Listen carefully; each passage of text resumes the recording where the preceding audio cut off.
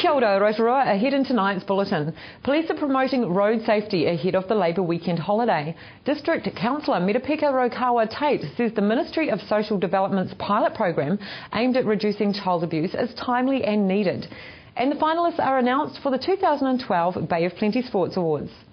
Police in the Bay of Plenty are hoping road users make it to their destinations safely this Labour weekend holiday and are urging motorists to check their vehicles, factor in plenty of time into their travel plans and drive to the conditions.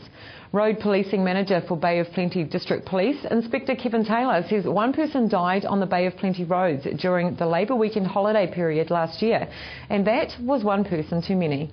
Inspector Taylor says additional staff working over the holiday and drivers will be very aware of the police presence.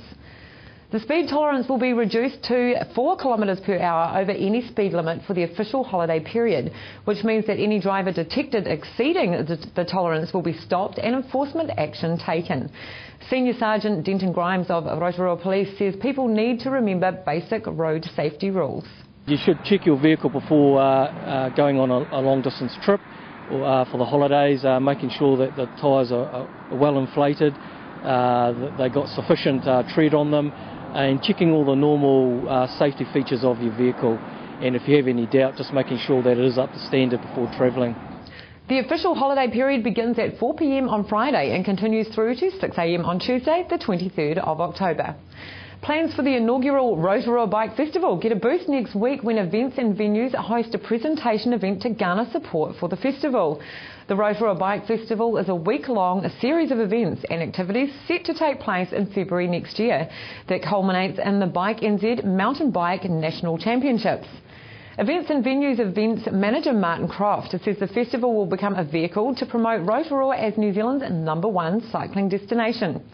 He says they will need the continued support of the community to ensure its success, and next week's presentation is a start to be getting that support.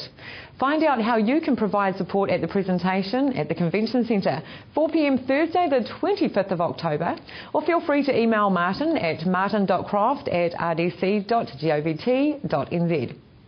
And Rotorua District Councillor Merapeka Raukawa-Tate says the Ministry of Social Development's pilot program aimed at reducing child abuse is timely and definitely needed.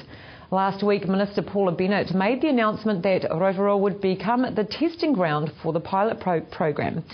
Mrs Raukawa-Tate says she's happy that Rotorua has been chosen as our record in this area is dismal. Because we do have high abuse statistics of our children, so why wouldn't we want to accept a pilot program when it's offered to us?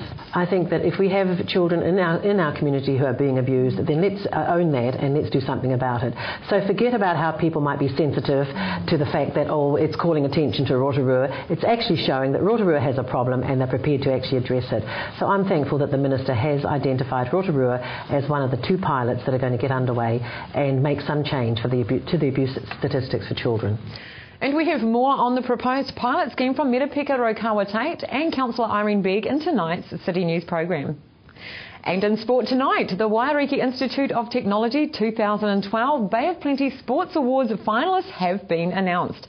The awards, organised each year by Sport Bay of Plenty, salute outstanding achievement by Bay of Plenty sports men and women in sport at home and abroad over the past 12 months.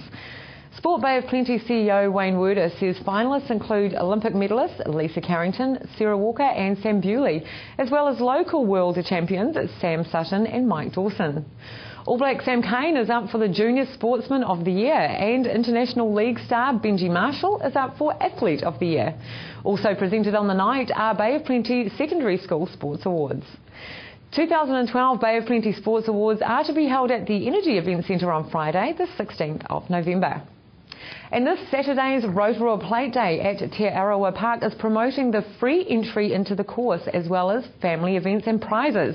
Track Marketing Manager Don Patterson says it's Rotorua's big race day of the year and marks the start of the New Zealand Spring Carnival. Great prizes too are on offer in the Fashion in the Field show, with the winner set to represent Rotorua in Auckland. To your Weather Now Rotorua, brought to you by Trevor Robson Signs and Graphics Limited. Tonight it's mainly fine with westerlies, an overnight low of 11. Tomorrow Thursday, morning rain then becoming fine. Southwest changes with a high of 15 and a low of 7. The outlook for Friday, fine weather with fresh southwesterlies, a high of 14 and a low of 3. Marine forecast for Lake Rotorua, northwest rising to 25 knots early morning, then changing westerly to 25 knots in the afternoon. Waves rising to a metre. Poor visibility in a period of morning rain and then a few showers. And hey, don't forget, for program listings and other info, check out our website at tvrotorua.co.nz. And while you're there to see what's on in our city, go to upcoming events. Still to come in tonight's program, local councillor Irene Begg and District Councillor Merapeka Raukawa-Tate share their views on the new pilot program in Rotorua aimed at tackling child abuse in our community. And I'm at Te Arawa Park to find out about Rotorua Plate Day on Saturday.